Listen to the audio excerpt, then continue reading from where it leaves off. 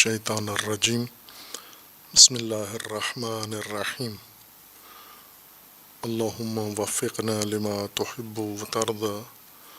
واجعل عاقبۃ امورنا خیرا ولا تکلنا الی انفسنا طرفۃ عین ابدا رب ادخلنی مدخل صدق واخرجنی مخرج صدق واجعل لی من لدنک سلطانا نصیرا۔ سورہ مبارکہ بقرہ آیہ کریمہ ان اللہ لا یستحیی ان یضرب مثلا ما بعوضۃ فما فوقها فاما الذین آمنوا فیعلمون انہ الحق من ربهم واما الذین کفروا فیقولون ماذا اراد اللہ بہذا مثلا یضل بہ کثیرا ویہدی بہ کثیرا وما یضل بہ الا الفاسقین الذین ینقضون عہد اللہ من بعد میثاقہ ویقطعون ما امر اللہ بہ ان یوصل ویفسدون فی الارض اولئک هم الخاسرون۔ اللہ تبارک و تعالی نے قرآن کریم کو ہدایت کے لیے نازل فرمایا ہے، اور قرآن کی پہچان بھی کتاب ہدایت کے طور پر کروائی ہے، اور قرآن کریم کے اندر مختلف اسالیب کلام اور انداز بیان کے ذریعے سے ہدایت پیش کی ہے۔ ان میں سے ایک اسلوب تمثیل یا ضرب المثل ہے۔ ان مثالوں کے بارے میں بھی اور قرآن کریم کے دیگر مطالب کے بارے میں بعض طبقات و بعض افراد نے ریب و شک و تردید کی ہے کہ یہ اللہ کا کلام نہیں ہے، رسول اللہ صلی اللہ علیہ وآلہ وسلم کا اپنا ہے، یا کسی انسان کا ہے جو انہوں نے وہاں سے حاصل کر کے اللہ کی طرف منسوب کیا ہے۔ اس سے چند جگہ اور کئی مرتبہ قرآن نے پیش کیا اس مطلب کو کہ اگر تمہیں ریب ہے یا اس میں تردید ہے کہ یہ اللہ کا کلام نہیں ہے تو آپ اس جیسا کلام لے کر آئیں جو نہیں لا سکتے آپ۔ اور ضرب المثل پیش کرنے میں کوئی حرج نہیں ہے، چونکہ ہدایت کے لیے یہ سب سے مؤثر و بہتر عام آدمی کی ہدایت کا ذریعہ ہے۔ اس وجہ سے اللہ تبارک و تعالیٰ نے اسے ہدایت کے لیے اختیار کا فرمایا ہے، جو عام لوگوں کی گفتگو کا بھی معمول ہے۔ سب سے زیادہ انسانوں کے ہر زبان کے محاورے میں ضرب المثل زیادہ استعمال ہوتی ہے۔ جن کے دلوں میں قرآن کے متعلق شک و ریب ہے، انہوں نے اس کی تحقیر توہین کے لیے یا اس کے اثر کو کم کرنے کے لیے لوگوں کے ذہنوں میں یہ کہا ہے کہ اللہ کیا چاہتا ہے ضرب المثل سے، ماذا اراد اللہ بہذا مثلا، اس طرح کی مثالوں سے اور اس قسم کی مثالوں سے اور ان مثالوں سے اللہ کیا چاہتا ہے۔ یعنی یہ سوال نہیں تھا سمجھنے کے لیے، بلکہ یہ ایک اعتراض ہے۔ اس کا مطلب یہ ہے کہ یہ ایسا کلام ہے جس میں کوئی خاص معنی نہیں ہے اور صحیح انداز بیان کا نہیں ہے۔ یہ مچھر کی مثال، مکھی کی مثال، حقیر چیزوں کی مثالیں، یہ اعتراض ہے، گویا ایک طرح کا توہین آمیز طریقے سے۔ اللہ تبارک و تعالیٰ نے اس کا جواب دیا ہے کہ اس کا مقصد ہدایت ہے، لیکن یہ ہدایت سب کے لیے نہیں ہے۔ فاسقین اس سے گمراہی حاصل کرتے ہیں۔ ویسے ضرب المثل عمومی طور پر دیگر اسالیب کی مانند ہدایت کے لیے ہے، یہدی بہی، اصل مقصد اس کا اس کے ذریعے ہدایت کرنا ہے، لیکن فاسقین و جن کے دلوں کے اندر بیماری ہے، مرض ہے یا منافقین، وہ اس سے ہدایت حاصل نہیں کریں گے۔ فاسق جنہوں نے اللہ تبارک و تعالیٰ کا راستہ، صراط، نظام ترک کر دیا ہے اور اس سے باہر نکل گئے ہیں اور اپنی زندگی اللہ کے نظام حدود اور صراط سے باہر گزار رہے ہیں۔ اللہ کے نظام سے باہر جانے کے لیے پہلا قدم جو انہوں نے اٹھایا ہے فاسقین نے، اور ہر فاسق اٹھاتا ہے، وہ شخص جس نے یہ قدم اٹھایا ہے شعوری طور پر یا لاشعوری طور پر، جزوی طور پر یا کلی طور پر، وہ فاسق ہے، وہ ہے نقض عہد شکنی ہے۔ اللہ کی راہ سے باہر نکلنے کے لیے پہلا قدم عہد شکنی ہے۔ اس کے قرینہ خلاف سے یہ بات بھی ثابت ہو جاتی ہے کہ اللہ کی راہ پر آنے کے لیے بھی پہلا قدم یہی ہے، عہد۔ اور اسی لیے اللہ تبارک و تعالیٰ نے قرآن کریم میں پہلا اقرار و اعتراف انبیاء کرام سے بھی عہد لیا ہے اور اس کو مضبوط کیا ہے، میثاق بنایا ہے، اور پھر امتوں سے بھی اللہ تبارک و تعالیٰ نے عہد لیا ہے، اور ہر انسان سے عہد لیا ہے جس کو اللہ نے لباس خلقت عطا کیا ہے، اور خصوصاً جنہوں نے اللہ تبارک و تعالیٰ کے ہدایت کے نظام کو قبول کیا ہے، ایمان لائے ہیں، یہ بھی ایک عہد ہے۔ جو مومنین ہیں ان کا عام عہد فطری اور عقلی عہد سے ہٹ کر ایک عہد ہے، چونکہ وہ ایمان لائے ہیں اللہ کی راہ پر، یعنی یہ عہد کیا، انہوں نے یہ ذمہ لیا ہے کہ ہم اس راہ پر اور اس نظام کے اندر اور اس کے ساتھ زندگی بسر کریں گے۔ اسی طرح اللہ تبارک و تعالیٰ نے انبیاء کرام سے خصوصی عہد لیا ہے، اور انبیاء کی مانند جو دیگر طبقات ہیں جیسے اوصیاء ہیں، ائمہ ہیں، علماء ہیں، وہ طبقات جن کے ذمہ داری عام مومنین سے بڑھ کر ہے، ایمان میں مومنین کے ساتھ شریک ہیں اس عہد میں، اور صرف یوں نہیں کہ اپنی زندگی اللہ کے نظام کے اندر بسر کرنی ہے، بلکہ ان کا عہد یہ ہے کہ ہم نے یہ نظام الہی ابلاغ بھی کرنا ہے، اس کو تبیین کرنا ہے، اس کو لوگوں کے سامنے پیش کرنا ہے، اور اس کو اجرا کرنا ہے، وہ نافذ کرنا ہے، عملی کرنا ہے، اور لوگوں کو امر بالمعروف کرنا ہے، نہی عن المنکر کرنا ہے، لوگوں کو اس نظام کے اندر لانا ہے، اس کی طرف دعوت و ارشاد بھی کرنا ہے۔ یہ اضافی عہد ہے انبیاء اور نائبین و اوصیاء اور علماء کے ساتھ۔ اب جو اللہ کی راہ میں آئے گا اپنے درجے کے مطابق، وہ اس عہد کے ساتھ آئے گا۔ عہد ہی پہلا قدم ہوگا خدا کے نظام میں داخل ہونے کے لیے۔ جو باہر جائے گا وہ بھی پہلا قدم یہی ہے کہ عہد توڑ دے گا، جو بنیاد ہے، اصل، چونکہ عہد کا مطلب ہوتا ہے ذمہ داری، حفاظت کی ذمہ داری پابندی کے ساتھ، یعنی مسلسل مرحلہ آخر تک، آخری مرحلے تک اس ذمہ داری کو پابندی سے ادا کرنا۔ یہ ایک امر ہے جو فاسقین کے لیے ذکر کیا کہ وہ عہد شکن ہیں، باہر چلے جاتے ہیں، عہد توڑ دیتے ہیں، باہر چلے جاتے ہیں۔ دوسری خصوصیت ان کے لیے یہ ذکر کی گئی ہے وَيَقْطَعُونَ مَا أَمَرَ اللَّهُ بِهِ أَن يُوصَلَ، عہد توڑتے ہیں، جو ذمہ داریاں ہیں وہ ترک کر دیتے ہیں، پابندی ختم کر دیتے ہیں، جن چیزوں کی حفاظت و تحفظ ان کے ذمہ تھی وہ ترک کر دیتے ہیں، انجام نہیں دیتے، ان امور کو ضائع کر دیتے ہیں۔ اور دوسری چیز یہ ہے کہ اس عہد کے بعد اللہ تبارک و تعالیٰ نے انہیں جن حدود کا حکم دیا تھا اقامہ کرنے کا اور جن روابط کے قائم کرنے کا حکم دیا تھا، وہ سارے روابط قطع کر دیتے ہیں، توڑ دیتے ہیں۔ جن چیزوں کے وصل کا اللہ نے حکم دیا تھا ان تمام وصلیات کو توڑ دیتے ہیں، چھوڑ دیتے ہیں، ترک کر دیتے ہیں، اور یہ ان کا دوسرا قدم ہوتا ہے فسق کے لیے۔ وَيَقْطَعُونَ مَا أَمَرَ اللَّهُ بِهِ أَن يُوصَلَ۔ اب اس کے مفردات واضح ہیں، صرف ایک توجہ ضروری ہے، اور وہ یہ کہ چونکہ اہل علم، علماء و طلباء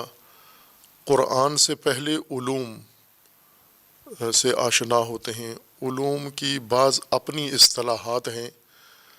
بعض علوم کے اندر رائج اصطلاحات لغت کے ساتھ مطابقت رکھتی ہیں، بعض چیزیں ان کی اپنی خود ساختہ ہیں، اور یہ ہر علم کا حق ہے کہ وہ خود اپنی اصطلاح بنا سکتا ہے۔ وضع اصطلاح و جعل اصطلاح، یہ ہر علم کے لیے جائز ہے اور قبول کیا جاتا ہے۔ کسی بھی علم نے اگر اپنی اصطلاح وضع کی ہے تو دوسرے اعتراض نہیں کر سکتے کہ یہ اصطلاح کیوں رکھی ہے انہوں نے، اور وہ اصطلاح قبول کی جاتی ہے اس علم کے اندر اور اس علم سے باہر بھی مانی جاتی ہے۔ یہاں پر جو مطلب قرآن کریم نے اصطلاح استعمال کی ہے وَيَقْطَعُونَ مَا أَمَرَ اللَّهُ بِهِ أَن يُوصَلَ، یقطعون قط سے ہے، وقط علماء و طلباء کے ذہنوں میں یقین کے معنی میں ہے۔ قط و ظن اتنا زیادہ پڑھتے ہیں یہ بات کہ ان کے ذہنوں میں راسخ ہو جاتی ہے یہ بات کہ قط سے مراد یقین ہے، اور اس قط کے مقابلے میں یقین کے باقی درجات ہیں، ظن ہے، گمان ہے، شک ہے، احتمال ہے، وہم ہے، وہ ابحاث جو پوری تفصیل کے ساتھ بیان کی جاتی ہیں۔ لیکن عوام کے ذہنوں میں ایسی چیز نہیں ہوتی، عوام کبھی بھی قط کو بے معنی یقین نہیں لیتے۔ اہل عرب ہوں، لغت عرب کے عوام ہوں، ان کے ذہنوں میں بھی قط کا یہ معنی نہیں ہوتا، اور غیر عرب کے ذہنوں میں دونوں معنی نہیں ہوتے، چونکہ وہ عربی معنی جانتے ہی نہیں ہیں۔ لیکن فارسی زبان میں ہے یہ مسئلہ کہ وہاں قط فارسی کے اندر بھی بے معنی یقین یہ استعمال ہوتا ہے، لیکن قرآن کریم میں ایک دفعہ بھی قط بے معنی یقین استعمال نہیں ہوا، اور لغت میں بھی نہیں ہوتا۔ لغت میں بھی جتنے مشتقات قط کے اہل لغت استعمال کرتے ہیں وہ بے معنی یقین نہیں ہوتے، اور بہت سارے معنی استعمالیہ ہیں ان کے اپنے اصل معنی کے علاوہ بھی اہل لغت یا اہل زبان استعمال کرتے ہیں اس مادہ کو، لیکن اس معنی میں استعمال نہیں کرتے۔ یہ خاص اصطلاح ہے جو علوم نے مقرر کیا اور وہ مراد لیتے ہیں، خصوصاً اصول فقہ نے، اور بطبع اصول فقہ پھر دیگر علوم کے اندر بھی یہ اصطلاح وارد ہوئی ہے، اور یہ اصطلاح بھی متأخر اصولیین کی ہے۔ جو متقدم علماء ہیں ان کے اس میں یقین یا علم ہی کی اصطلاح استعمال ہوتی ہے، وہ اسے قط نہیں استعمال کرتے، یا قط کہہ کر پھر اس کے اقسام آگے بیان نہیں کرتے۔ لیکن جو معنی وہ لیتے ہیں اس کا توجیہ ضروری ہے کہ چونکہ لفظ تو عربی ہے، عربی لفظ کو آپ بے معنی علم و یقین استعمال کرتے ہیں تو کس مناسبت سے کرتے ہیں؟ کوئی تناسب حتماً اصل معنی کے اندر اور اس اصطلاح کے اندر موجود ہے۔ ہم پہلے اصل معنی دیکھ لیں، قط کا اصل معنی کیا ہے؟ قط کسی چیز کے اتصال کو ختم کرنے کو کہتے ہیں، کاٹنا جس کو کہتے ہیں، کاٹ دینا۔ قط کا مطلب ہوتا ہے کاٹ دینا، کوئی چیز جو متصل ہو، اور اس میں شرط یہ نہیں ہے کہ وہ حتماً مادی چیز ہو۔ اگر مادی چیز ہے، اس کے اندر اتصال ہے، اس اتصال کو ختم کر دیا جائے تو یہ قط کہلاتا ہے۔ اگر مادی چیز نہیں ہے، معنوی امر ہے اور اتصال اس کے اندر ہے، اس کو بھی اگر ختم کر دیا جائے تو اس کو بھی قط ہی کہتے ہیں۔ جیسا کہ خود آیا کے اندر جس معنی میں استعمال ہوا ہے وہ ایک معنوی امر ہے، وہ ہے تعلق، رابطہ۔ تعلق و رابطہ ایک مادی چیز نہیں ہے، معنوی چیز ہے۔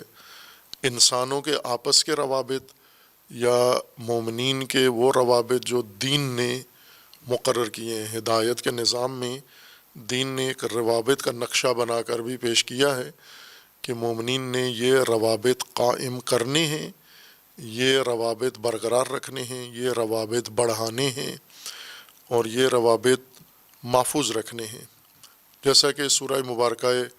آل عمران میں اس کی وضاحت کی گئی ہے اور حکم دیا گیا ہے سری یا ایھا الذین آمنوا اصبروا وصابروا ورابطوا۔ باقی آیات اس کے علاوہ بھی ہیں جہاں یا مادہ وصل کے ساتھ حکم دیا گیا ہے یا مادہ ربط کے ساتھ حکم دیا گیا کہ اس میں رابطو صریح فرمان ہے، اور وہ بھی اس مادہ اور اس صیغہ کے ساتھ جہاں طرفینی رابطہ ہے، یعنی مرابطہ ہے، آپس کے روابط آپ نے قائم کرنے ہیں، مصابرہ و مرابطہ رکھنا ہے آپ نے۔ خوب، اس دلیل سے قرآن کریم نے جہاں پر ایمان لوگوں کے لیے پیش کیا ہے کہ آپ اپنی زندگی کے لیے جن امور پر بھروسہ کریں گے، اطمینان کریں گے، اعتماد کریں گے، وہ بھی رابطے سے ہی ہوگا۔ یعنی سب سے پہلے ان کے ساتھ آپ نے رابطہ قائم کرنا ہے، ربط بڑھانا ہے،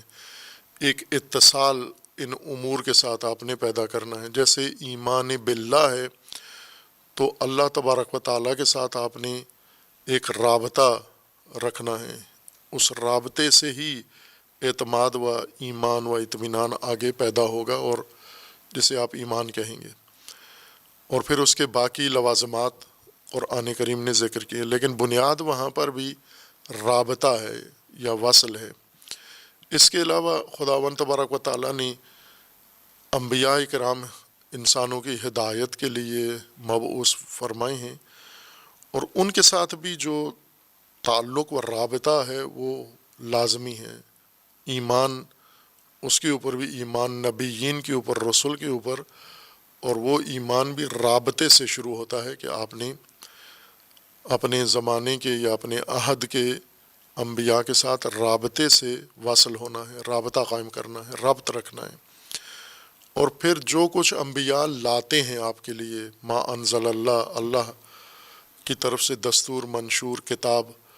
اس کے ساتھ بھی آپ نے ربط میں رہنا ہے۔ یہ از جملہ موارد ہے جس کے ساتھ آپ نے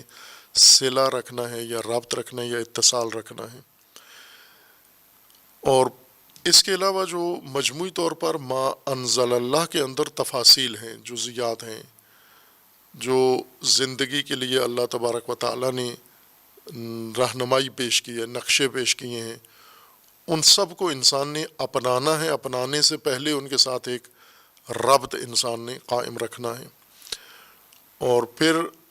اسی نقشے یا اسی ہدایت کی تفاصیل کے اندر انسانوں کا آپس میں رابطہ ہے، مختلف نوعیت کا رابطہ ہے۔ ایک رابطہ خاندانی رابطہ ہے، خاندان کے قریب، خاندان کے ماں باپ کا، اولاد کا رابطہ۔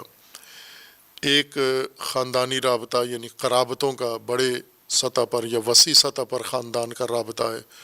جسے صلہ رحمی کہا ہے یا ربط رحمی کہا ہے۔ پھر اس کے بعد ایک رابط عمومی ہے، رابط ایمانی ہے، باقی مومنین کے ساتھ رابط قائم کرنا ہے آپ نے۔ اور اسی طرح پھر ایک رابط انسانی ہے جو مومنین کے دائرے سے بھی وسیع تر ہے۔ یہ وہ سارے روابط کی تفصیل ہے جو اللہ تبارک و تعالیٰ نے قرآن کریم میں ذکر فرمائی ہے، اور یہاں پر اس کو ایک کلی کے طور پر، ایک عام ضابطے کے طور پر ذکر کیا ہے کہ اللہ تبارک و تعالیٰ نے ہدایت کے نظام میں پہلی چیز، ہدایت کا پہلا قدم و پہلی سیڑھی عہد رکھا ہے، اور اس عہد کے بعد دوسری چیز یہ وصل ہے، ربط ہے، ان تمام حقائق و امور کے ساتھ ربط جو اللہ کے اس ہدایت نامے میں اور ہدایت کی کتاب میں مندرج اور ذکر کیا گیا ہے، جس کی تشریح کی گئی ہے، اس سب کے ساتھ ربط رکھنا ہے آپ نے۔ وصل، صلہ، یوصل، وصل سے ہے وصل، متصل ہونا، جوڑ کے رہنا، کسی چیز کا آپس میں مل کے رہنا ہے۔ وہ چیز جس کو ملا کے رکھنا ہے، جوڑ کے رکھنا ہے، رابطے کے ساتھ رکھنا ہے، اس کو توڑنا، اس کو کاٹ دینا، یہ قط کہلاتا ہے۔ بس قط وہ چیز جو جڑی ہوئی ہونی چاہیے یا متصل ہونی چاہیے،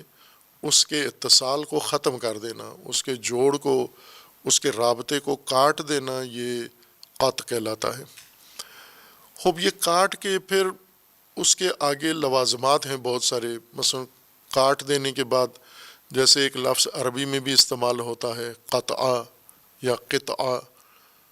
دونوں صورتوں میں استعمال ہوتا ہے، یعنی وہ ٹکڑا جو کاٹ کے الگ کر دیا گیا ہے۔ قط کاٹنے کو ہی کہتے ہیں، ربط کھولنے کو کہتے ہیں، اتصال ختم کرنے کو کہتے ہیں۔ اتصال ختم کر کے جو حصہ علیحدہ ہوتا ہے ایک دوسرے سے، پھر اس کے بھی اسی مادہ سے نام رکھے جاتے ہیں کہ یہ قطعہ ہے یا قطعہ ہے، یہ مقطوع ہے۔ اور اسی طرح متعدد اور لوازمات ہیں اس کے، جس کو اسی نام سے یاد کیا جاتا ہے۔ اب یقین کو جو قط اہل علم نے کہا ہے، یعنی لغت میں اس معنی میں استعمال نہیں ہے، کم ہے، اور قرآن کریم میں اصلاً نہیں ہے سرے سے اس معنی میں، روایات میں ممکن ہے وہ، لیکن قرآن میں اصطلاح یہ استعمال نہیں ہوئی۔ قط بے معنی یقین، علم و یقین استعمال ہوا ہے، لیکن یہ لفظ اصطلاح استعمال نہیں ہوئی۔ لیکن کیوں کہتے ہیں یقین کو قط؟ کیوں کہتے ہیں یقین کو قط؟ اس وجہ سے کہتے ہیں کہ جب انسان کسی حقیقت کے بارے میں یقین پیدا کر لیتا ہے،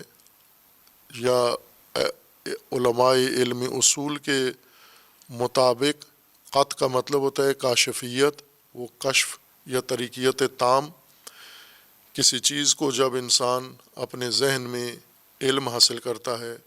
یقین حاصل کرتا ہے، کاشفیت تامہ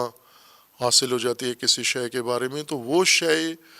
دوسری اشیاء سے الگ ہو جاتی ہے، کٹ جاتی ہے، یعنی ایک طریقے سے مکشوف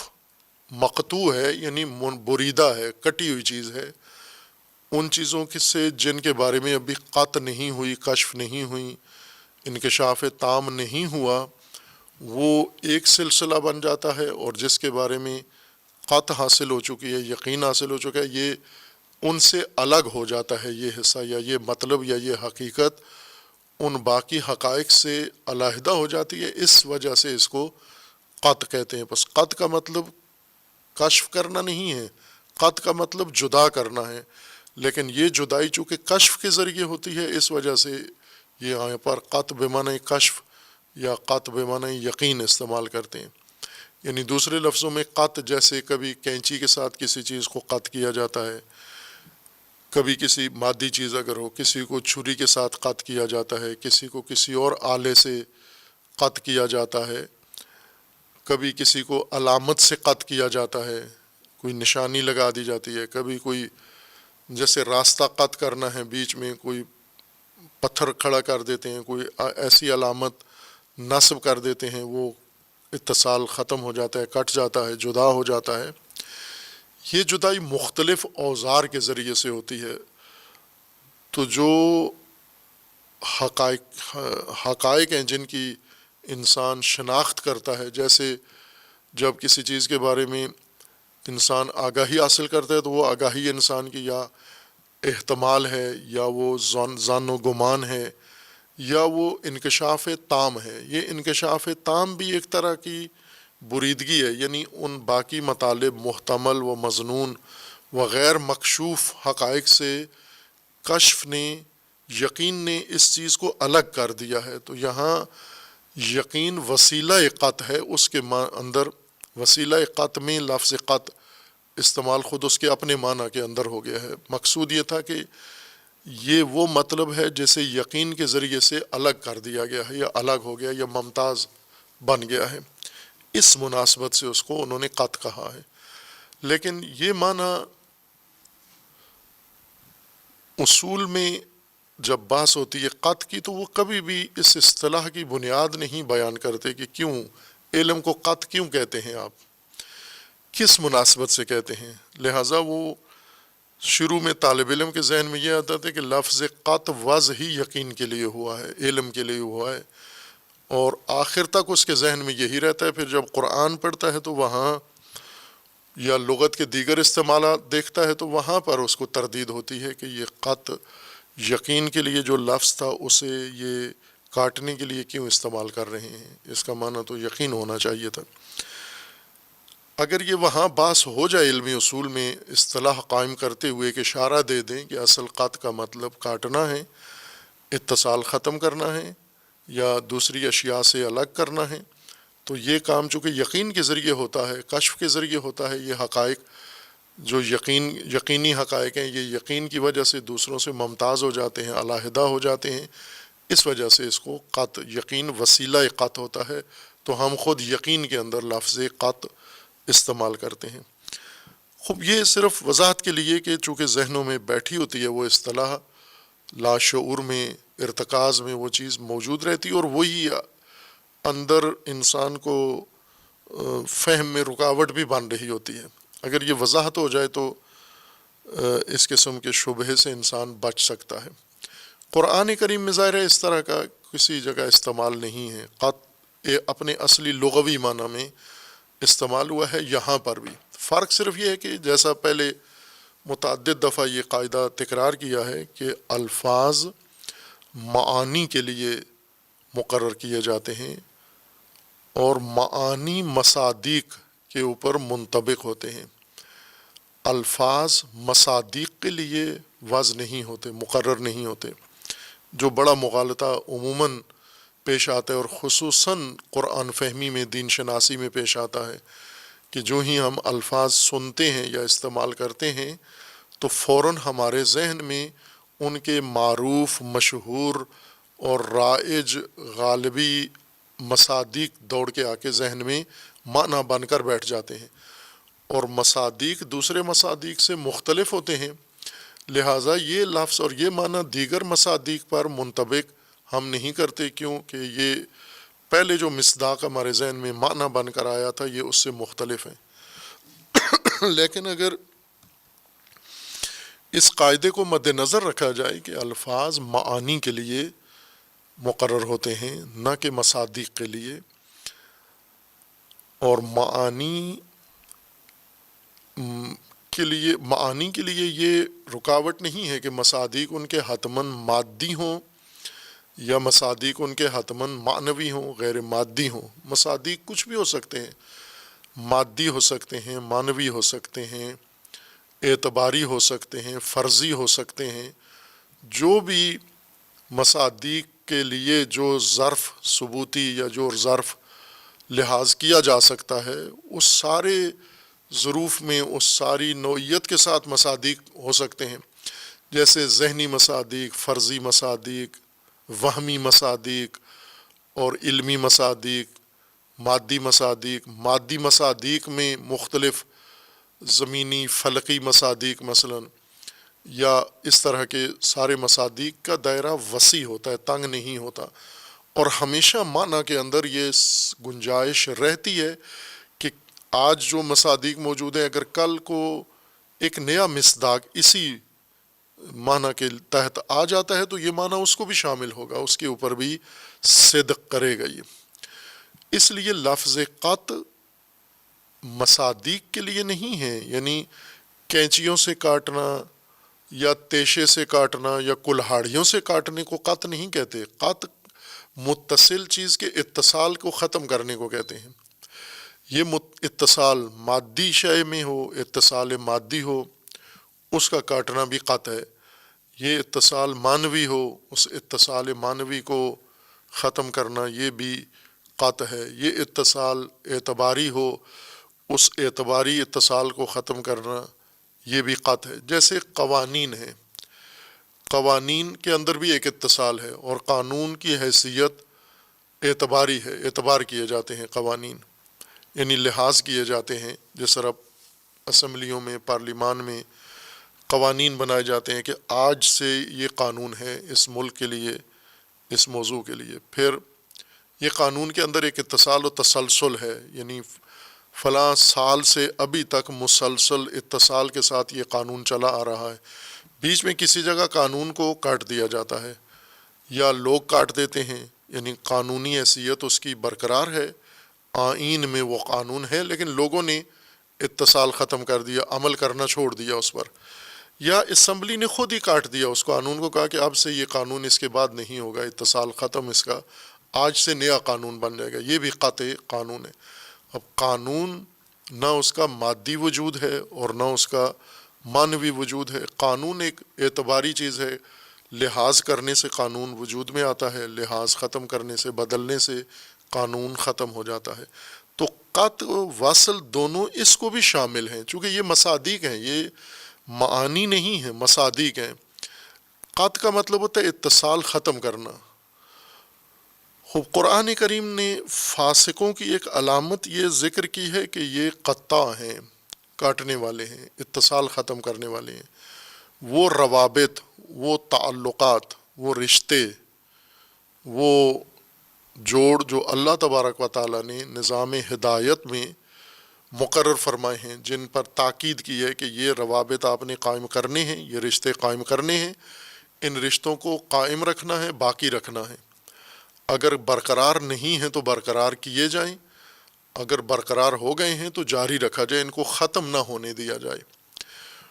اور تاکید ہے اللہ تبارک و تعالیٰ کی، یہ ایک وسیع خود ایک علم بن جاتا ہے کہ کون سے وہ تعلقات ہیں، کون سے رشتے ہیں، کون سے روابط ہیں جو اللہ تبارک و تعالیٰ نے مومنوں کو حکم دیا ہے برقراری کا، ان کے حفاظت کا اور ان کے قائم رکھنے کا حکم دیا ہے۔ جیسے ہم آج موجودہ سماجی طور پر ہم ایک اصطلاح سے آشنا ہیں، جیسے ہم اپنے ملک میں، چونکہ وہ غیر ملکی اصطلاحات ہیں، اپنی زبان کی اصطلاحات رائج نہیں ہیں اپنے ضعف کی وجہ سے، مثلاً جو ٹیلی فون روابط ہیں، یہ کمپنیاں ہیں جو مختلف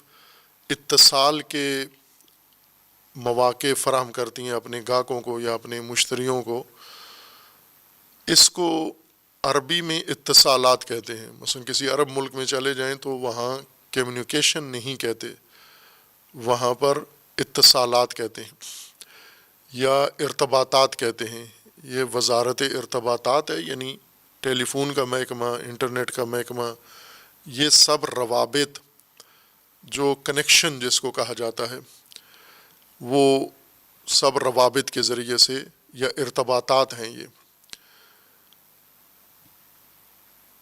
اس کو ہم اگر کاٹ دیں، یہ روابط، یہ کنیکشن جن کے ذریعے سے موجودہ ایک مواصلاتی نظام چل رہا ہے تمام ملکوں کے اندر، ایک رابطہ بھی کٹ جائے پوری دنیا کا نظام ختم ہو جاتا ہے۔ آئے دن ہوتا ہے، مخصوصاً جدید ٹیکنالوجی نے جو اتصالات کو، روابط کو، کنیکشنز کو بہت جدید اور پیش رفتہ کر کے فراہم کیا ہے، پوری دنیا کو روابط میں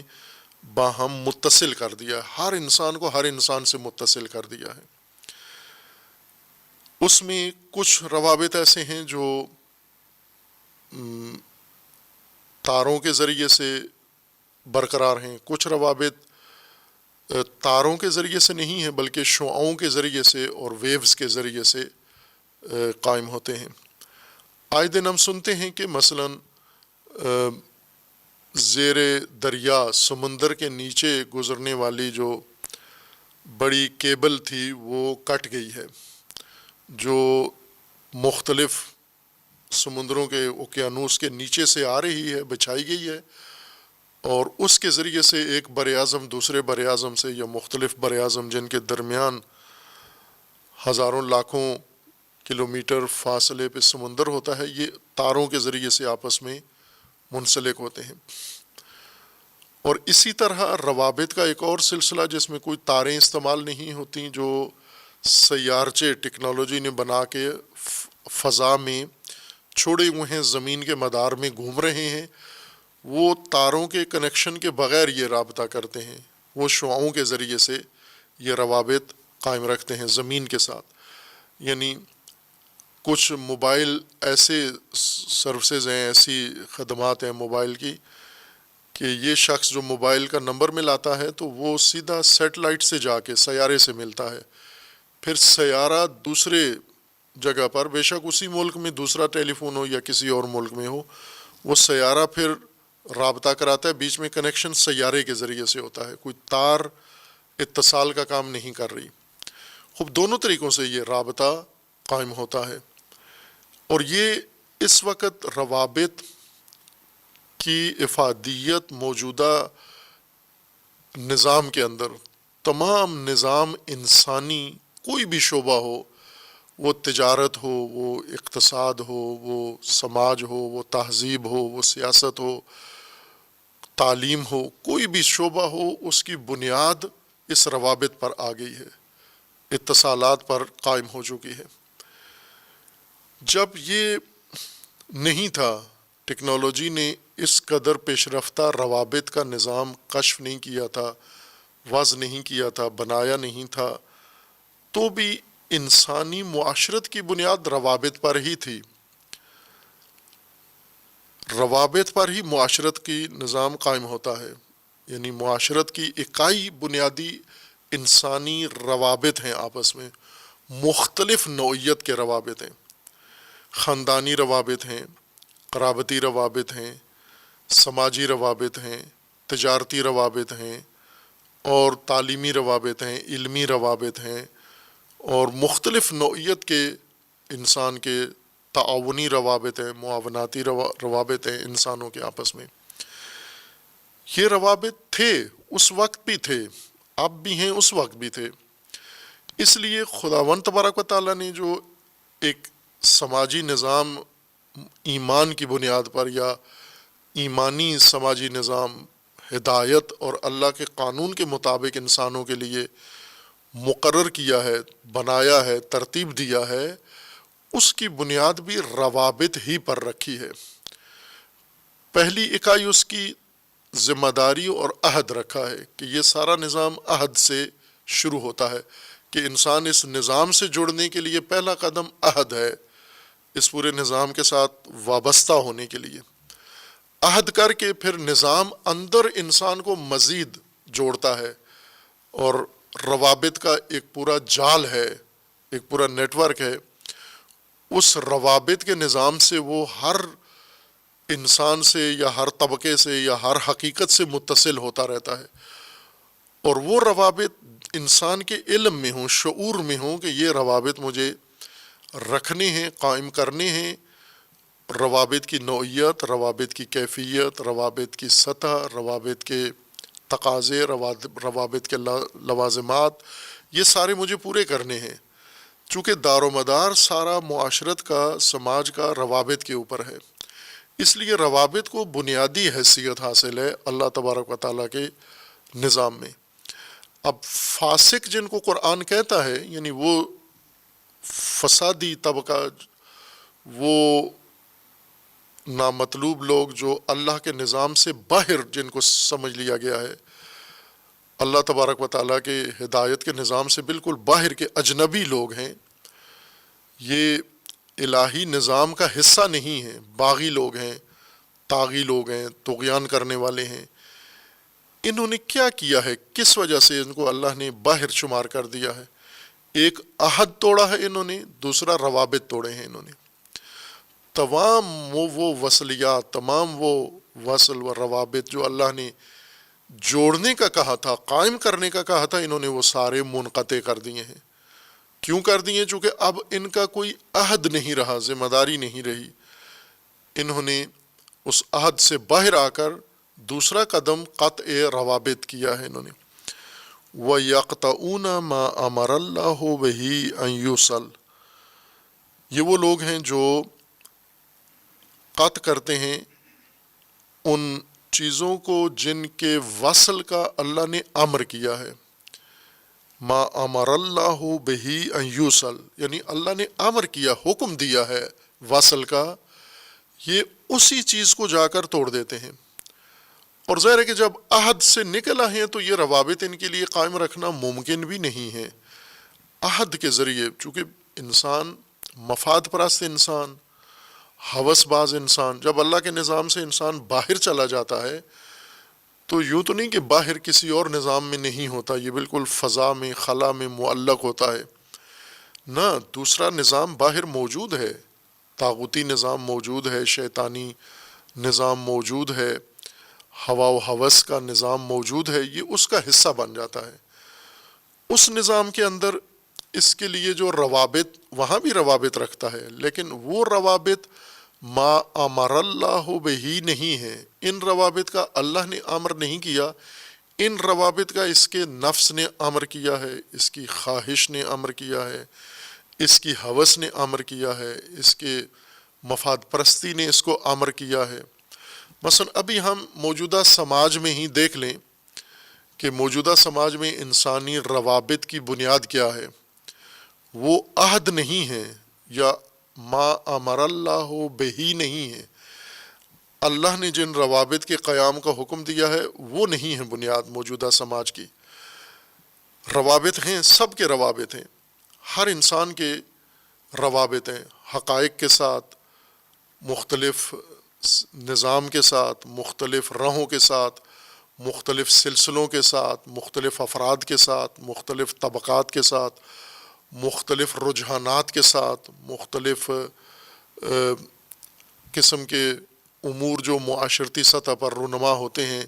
شخصیات کے ساتھ، ادارات کے ساتھ، ہر انسان کے روابط ہیں، قلبی روابط ہیں، ظاہری روابط ہیں، عرفی روابط ہیں، مختلف نوعیت کے روابط ہر انسان کے قائم ہیں۔ ان روابط کی بنیاد کیا ہے؟ آیا ما امر اللہ بہی ہے،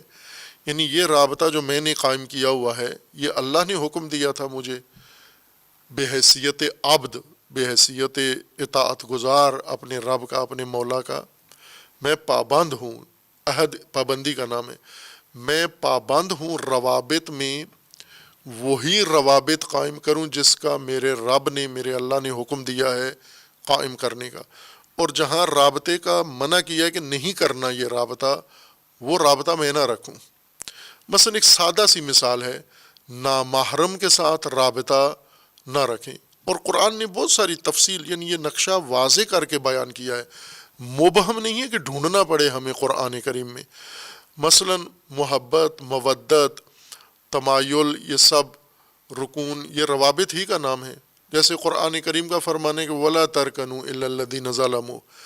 ظالموں کی طرف رجحان اور جھکاؤ مت رکھو۔ اب یہ رابطہ ہے ایک نوعیت کا کہ انسان کا جھکاؤ کسی ظالم کی طرف ہو، کسی ستمگر کی طرف ہو، تو یہ ایک رابطہ ہے انسان کا۔ یا کوئی اچھا لگتا ہے ہمیں، یہ جو انسان اچھا لگتا ہے یہ ایک رابطہ ہے، حب ایک رابطہ ہے، محبت ایک رابطہ ہے۔ اور اسی طرح دیگر جتنے بھی مختلف اقسام و انواع کے روابط ہیں، مثلا اشیاء کے ساتھ جو روابط ہیں، ہر وہ چیز جس میں ہماری رغبت ہے یہ ایک رابطہ ہے، رغبت بھی دل کا رجحان ایک رابطہ ہے۔ ہمیں کون سی چیزیں اچھی لگتی ہیں، یہ ایک ارتباط ہے، کون سی چیزیں اچھی نہیں لگتی، یہ قطع رابطہ ہے۔ اس کی بنیاد کیا ہے؟ کس بنیاد پر ہم حب کرتے ہیں، رغبت پیدا کرتے ہیں، رجحان رکھتے ہیں، جھکاؤ مختلف چیزوں کی طرف آتا ہے؟ موجودہ سماج میں اگر ہم دیکھیں یا اپنے آپ کو اگر ہم دیکھیں تو اس کی ایک بنیاد ہے مفادات، خواہشات، جس کو قرآن نے بار بار تکرار کیا، ہوائے نفس، ہوس بنیاد ہے، خواہشات بنیاد ہیں، غرائز بنیاد ہیں، اندرونی احساسات و جذبات بنیاد ہیں۔ یہ ہمیں روابط قائم کرواتے ہیں ہمارے۔ ہمیں کوئی اچھا لگتا ہے تو انہی امور کی وجہ سے، کوئی اچھا نہیں لگتا انہی امور کی وجہ سے۔ اسی طرح ہم مادی مانوی جتنے روابط ہیں وہ اس کی بنیاد ہماری مفاد یا ہوا و ہوس ہے۔ یہ تو ہو رہا ہے، ہوس کی بنیاد پر، مفاد کی بنیاد پر روابط چل رہے ہیں، اسی بنیاد پر معاشرہ قائم ہے، چونکہ معاشرت روابط سے ہی بنتی ہے، اور روابط کی بھی ایک بنیاد ہے، پیچھے کس حکمت اور فلسفے کے تحت روابط قائم ہوئے ہیں۔ روابط کی بنیاد پر معاشرت بنی ہے، اور معاشرت جس رابطے کی بنیاد پر ہے اس رابطے کی بھی ایک بنیاد ہے، اور وہ جو رابطے کی بنیاد ہے وہی معاشرت کی بنیاد ہے۔ اگر وہ مفادات ہیں، ہوس ہے، شہوت ہے، خواہشات ہیں، حب نفس ہے، معاشرت کی بھی یہی بنیاد ہے، مفاد پرستی کا معاشرہ بنے گا۔ اگر اللہ تبارک و تعالیٰ نے روابط کے لیے جو نظام بنایا ہے، جو اصول بنائے ہیں کہ آپ نے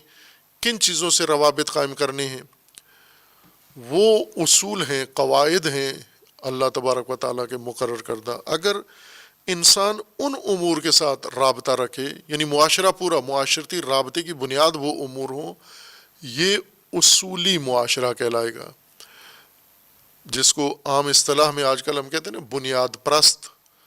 بنیاد پرست کے مقابلے میں ہوتا ہے مفاد پرست۔ بنیاد پرست یعنی جو بنیادوں کا قائل ہے، بنیادوں کا معتقد ہے، اصول ہیں اس کے، کچھ بنیادی اصول اس نے اپنائے ہوئے ہیں، ان کی بنیاد پر سارے امور انجام دیتا ہے۔ تعلقات، آنا جانا، رفت و آمد، نفع نقصان، اس نے ان اصولوں کی بنیاد پر قائم کیا ہوا یا ان بنیادوں پر قائم کیا ہوا، اس کو بنیاد پرست کہتے ہیں ہم انسان کو۔ وہ ممکن ہے وہ بنیاد پرستی مذہب دین کے مطابق ہو، فرقے کے مطابق ہو، قرآن کے مطابق ہو، یا اپنی ذاتی کسی تفسیر کے مطابق انسان نے اصول بنا لیے ہوں۔ قرآن کریم نے یہ روابط کا خوبصورت نظام مقرر کیا ہے۔ ہم نے جو دین میں ناقص شناخت کی ہے، اس ناقص شناخت میں سے ہمیں دین میں سے صرف عبادتیں یا ثواب کے جو وسیلے نظر آئے ہیں وہ ہم نے نکال لیے ہیں، لیکن اگر ہم عبادتوں کی ترکیب کو دیکھیں تو وہ بھی روابط کی بنیاد پر ہے، یعنی عبادتوں کی بنیاد بھی روابط کو مستحکم کرنے والی ہے اور روابط قائم کرنے والی ہے۔ بہت ساری عبادتیں اللہ تبارک و تعالیٰ نے اس طرح سے ترتیب دی ہیں کہ ان سے روابط مستحکم ہوتے ہیں، قائم ہوتے ہیں، اور روابط بھی نہ ہوس کی بنیاد پر، مفاد کی بنیاد پر، اصول کی بنیاد پر، ہدایت کے الہی قواعد کی بنیاد پر روابط مستحکم ہوتے ہیں۔ جیسے مثلا نماز ہے، جماعت ہے، حج ہے، عید ہے، جمعہ ہے، یا اس طرح کی جو روابط ہیں، یہ سارے اگر ان کی نوعیت کو دیکھیں ہم تو یہ سب روابط کی تحکیم کے لیے ہیں، استحکام روابط ان سے ہوتا ہے، اور ترجیح میں یہ رکھا گیا کہ اس طرح سے یہ عبادتیں انجام پائیں۔ لیکن اس چیز کو مکمل طور پر ہم نے دین شناسی میں نظر انداز کیا ہے کہ دین کی ترکیب، دینی سماج کی ترکیب یا معاشرہ سازی کی جو ترکیب دین نے ہر چیز کے اندر ملحوظ رکھی تھی، اسے نظر انداز کر کے دوسری کوئی خاصیت ہم نے مد نظر رکھ لی ہے۔ مثلا جیسے غذائیں، انسان اللہ تبارک و تعالیٰ نے غذاؤں میں دو چیزیں رکھی ہیں، ایک طعم رکھا ہے مزہ، اور ایک غذائیت رکھی ہے، لیکن انسان مزہ اور طعم کے لیے وہ چیزیں کھاتے ہیں، غذائیت کے لیے نہیں کھاتے۔ یعنی جو پہلو ہمیں پسند آیا ہے غذاؤں کے اندر، وہ طعم و ذائقہ و مزہ ہے، مزے کے لیے کھاتے ہیں۔ اگر بھرپور غذائیت ہو کسی کھانے کے اندر، کسی خوراک کے اندر، لیکن طعم ہمارا پسندیدہ نہ ہو، غذائیت بھرپور ہے، ہم وہ کھانا نہیں کھاتے، ترک کر دیتے ہیں۔ اور اگر غذائیت ساری طعم بناتے ہوئے، مزہ ذائقہ بڑھاتے ہوئے غذائیت ساری نابود کر دی جائے، بلکہ مسمومیت اس میں پیدا کر دی جائے، ہم اس کو ترک نہیں کرتے، اس غذا کو پسند کرتے ہیں جس کی غذائیت ساری ضائع کر دی گئی ہے لیکن طعم بہترین ہے۔ یہی کام ہم عبادتوں میں کرتے ہیں۔ عبادتوں میں دو پہلو اللہ تبارک و تعالیٰ نے رکھے ہیں، ایک بنیاد ہے عبادتوں کی اور وہ ہے روابط،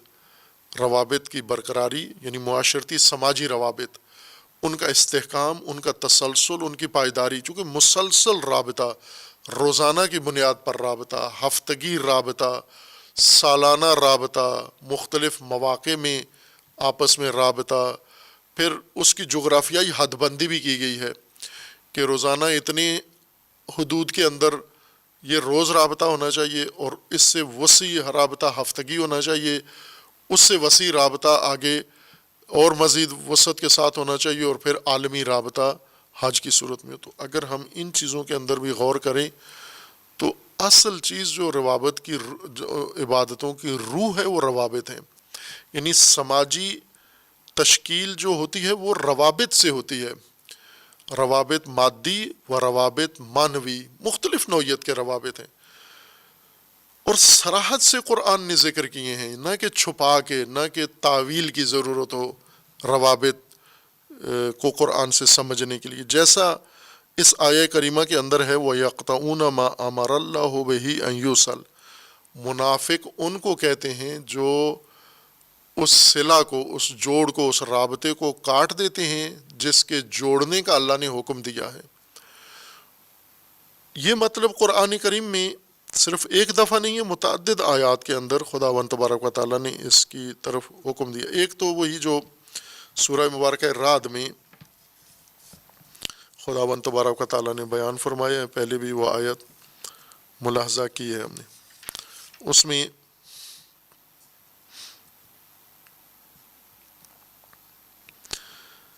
اولو الالباب قرآن کریم نے جن کو کہا ہے، ان اولو الالباب صاحبان خرد، یعنی معاشرے کے عقل مند لوگ، خرد مند لوگ اولو الالباب ہیں۔ سورہ رعد میں آیا 19 کے بعد کے جو آیات ہیں، افمن یعلم انما انزل الیک من ربک الحق کمن هو اعمی انما یتذکر اولو الالباب، یعنی یہ بات کہ وہ لوگ جو اللہ کی طرف سے جو وحی نازل ہوتی ہے اسے حق سمجھتے ہیں، جانتے ہیں، اور وہ لوگ جو بے بصیرت ہیں، یہ با بصیرت اور بے بصیرت یہ دونوں برابر ہیں، ملتے جلتے ایک جیسے ہیں دونوں۔ یہ بات کون سمجھ سکتا ہے؟ یہ نکتے کس کی یہ باریکیاں کس کی سمجھ میں آئیں گی؟ انما یتذکر اولو الالباب، یہ اولو الالباب کے سمجھنے کی باتیں ہیں۔ اولو الالباب صاحبان خرد، صاحبان فہم و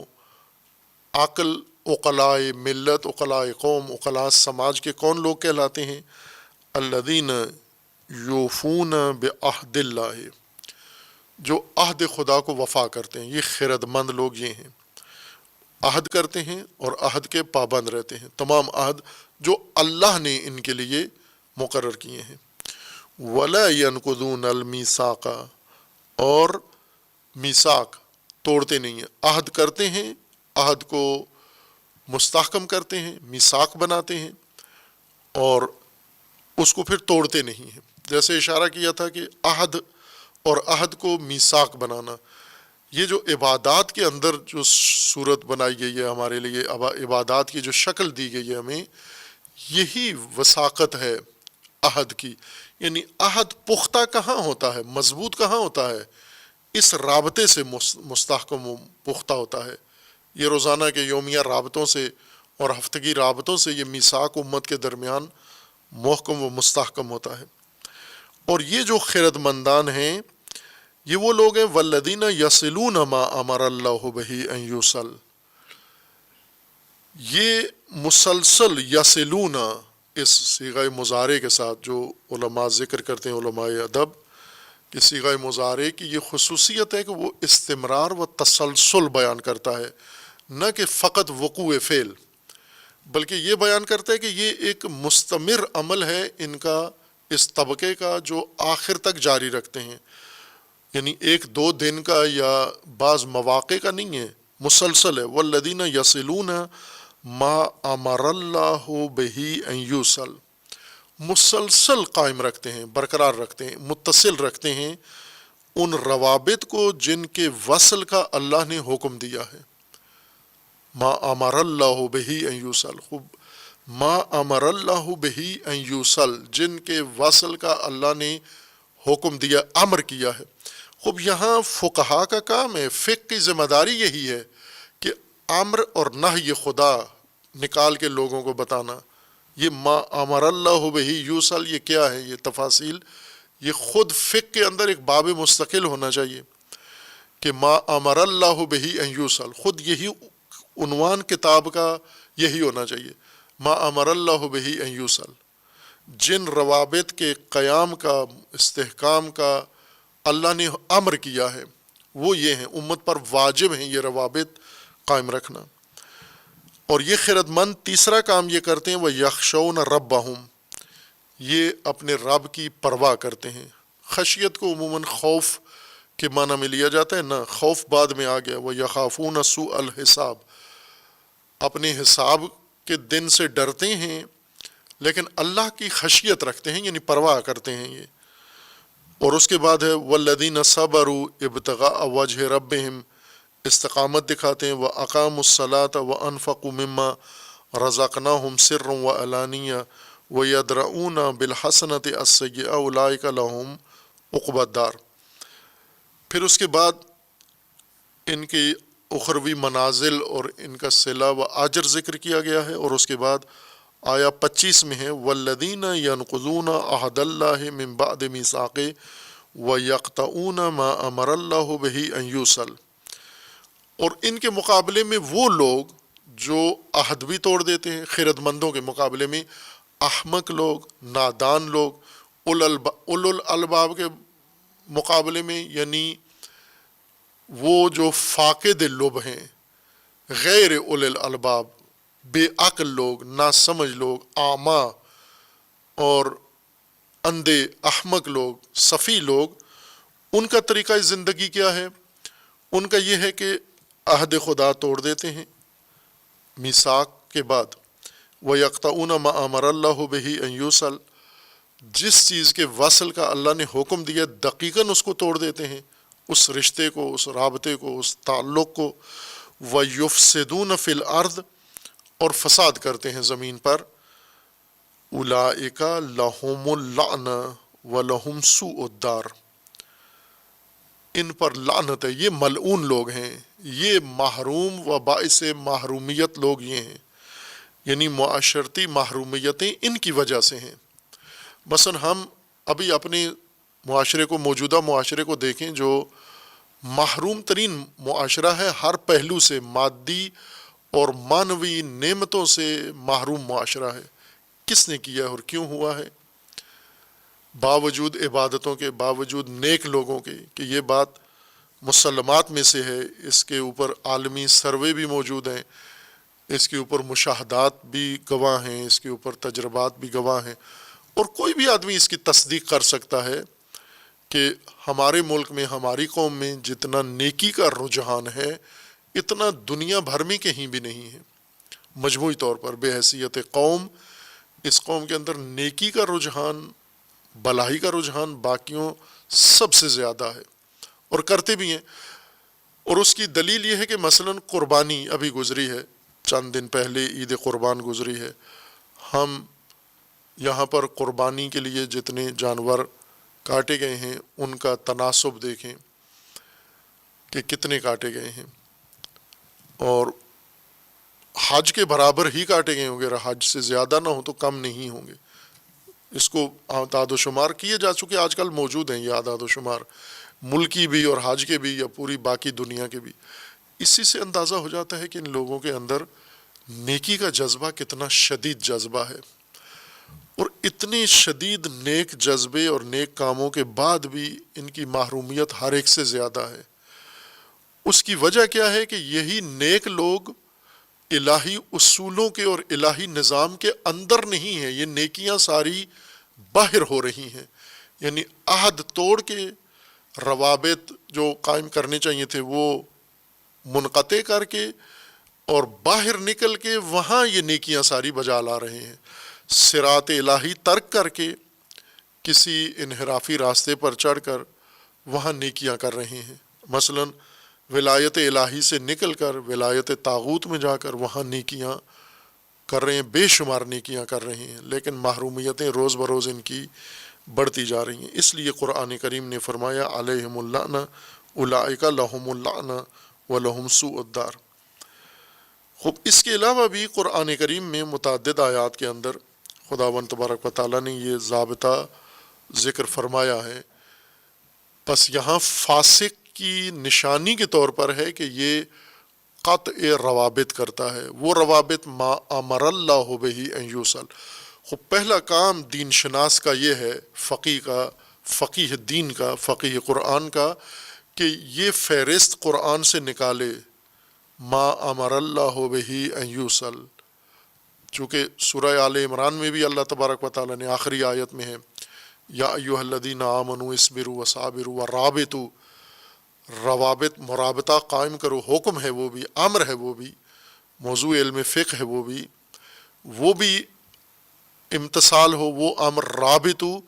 اور ما امر اللہ بہ ان یوصل، یہ چیز استخراج ہو کہ یہ پوری مومنین کے سامنے یہ چیز موجود ہو کہ یہ وہ روابط ہیں، اللہ ان کو ہر صورت میں قائم رکھنا چاہتا ہے، اور اللہ کا حکم ہے کہ ہر قیمت پر یہ روابط قائم ہو، یہ قطع نہ ہو۔ اگر یہ توڑ دیے گئے تو فسق ہے، یہ توڑ کے پھر اجر نہیں ہے، یہ روابط توڑ کے پھر بے شک نیکیاں کریں، یہ روابط توڑ کے عبادتیں کریں، یہ روابط توڑ کے بہت سارے اچھے کام کریں، جب عہد توڑ کر نیکیاں کرنا، نیکیاں ساری ضائع ہیں۔ روابط جو اللہ نے جن کے قیام کا حکم دیا ہے ان کو توڑ دینا، یہ نیکیاں ضائع کرنے کے، چونکہ میدان ہی لے لیا گیا آپ سے۔ ایک نقطہ اس بات میں یہ ہے کہ جو ہی یہ بات آتی ہے وَيَقْطَعُونَ مَا أَمَرَ اللَّهُ بِهِ أَن يُوصَلَ، فقط صلہ رحمی کی طرف سب کی توجہ چلی جاتی ہے، بھائی کہ آیت میں اطلاق ہے، البتہ قرآن کریم میں صلہ رحمی بھی روابط کا ایک خاص دائرہ ہے، ارحام رحم کی بنیاد پر جو روابط اور رشتے قائم رکھنے ہیں، لیکن یوں نہیں کہ جہاں بھی صلہ قط و وصل کی بات آئے وہاں صلہ رحمی حتماً مراد ہے، یعنی رشتہ داریاں و قرابت داریاں، کہ بعض علماء ان کو قرینہ قرار دیتے ہیں اس قسم کے اطلاقات کے لیے۔ یہ اطلاقات ما امر اللہ بہ ان یوصل یہ عمومیت رکھتے ہیں، وہ مصداق ہے اس عموم کا، نہ کہ مخصص ہے اس عموم کا۔ یوں نہیں اس آیت کو اٹھا کے اس آیت کے ساتھ رکھیں کہ یہاں پر اگرچہ رحم کا ذکر نہیں ہے لیکن مراد یہ ہے چونکہ دوسری آیت میں رحم کا ذکر بھی آیا ہے، نہ، وہ مصادیق میں سے ہے، اس کے یعنی ما امر اللہ بہ ان یوصل، وہ روابط جو اللہ نے قائم کرنے کا حکم دیا ہے، امر کیا ہے، ان میں سے ایک حصہ یا ایک مصداق صلہ رحمی ہے، یعنی رحم کی بنیاد پر جو روابط ہیں، رشتہ داری کے، قرابت داری کے، خاندانی روابط۔ لیکن سارے روابط رحمی نہیں ہیں، روابط عمومیت رکھتے ہیں، اور ان کی تشریح روایات میں بھی ہے اور قرآن کے اندر بھی موجود ہے، خصوصاً سورہ آل عمران کی آیت، اس میں عطا صلہ کا لفظ بھی نہیں ہے، تاکہ جہاں صلہ ہے ساتھ رحمی ہم خود لگا لیں، وہاں رابطو ہے، اسبرو و صابرو و رابطو، مرابطہ ہے، باہمی مرابطہ، آپس میں ایک دوسرے کے ساتھ مرابطہ ہے، یعنی سماجی رابطہ، اجتماعی رابطہ، معاشرتی رابطہ اور امت کا رابطہ جو بنیاد بنتی ہے اللہ کے نظام کو برپا کرنے کے لیے۔ پس قطع روابط، وہ تمام روابط جن کو اللہ قائم کرنے کا حکم و امر کر رہا ہے، ان کا قطع کرنا یہ فسق ہے، یہ دین سے خروج ہے، دین سے باہر جانا ہے، اور جو دین سے باہر جاتا ہے اسے قرآن بھی گمراہ کرتا ہے، وہ قرآن اور دین سے مزید گمراہی اس کے اندر پیدا ہوتی ہے، وہ نہیں ہدایت پاتا۔ ہدایت متقی حاصل کرتا ہے، ذالک الکتاب لا ریب فیہ ھدی للمتقین۔ تقوی حفاظت ہے، حفاظت ان چیزوں کی، اس عہد کی حفاظت اور ان روابط کی حفاظت اور اللہ کے نظام کے اندر حفاظت، اس کے اندر رہنے کی حفاظت یا اس نظام کی حفاظت تقوی ہے۔ جب انسان اس نظام کے اندر ہو، قرآن ہدایت ہے، ورنہ خود قرآن سبب ضلالت ہو جائے گا۔ یضل بہ کثیرا وما یضل بہ الا الفاسقین، ان فاسقوں کو خدا قرآن کے ذریعے گمراہ کرتا ہے جو عہد توڑتے ہیں اور جو روابط ختم کرتے ہیں جن کے برقراری کا اللہ نے حکم دیا ہے۔ وصلی اللہ علی محمد وآلہ الطیبین۔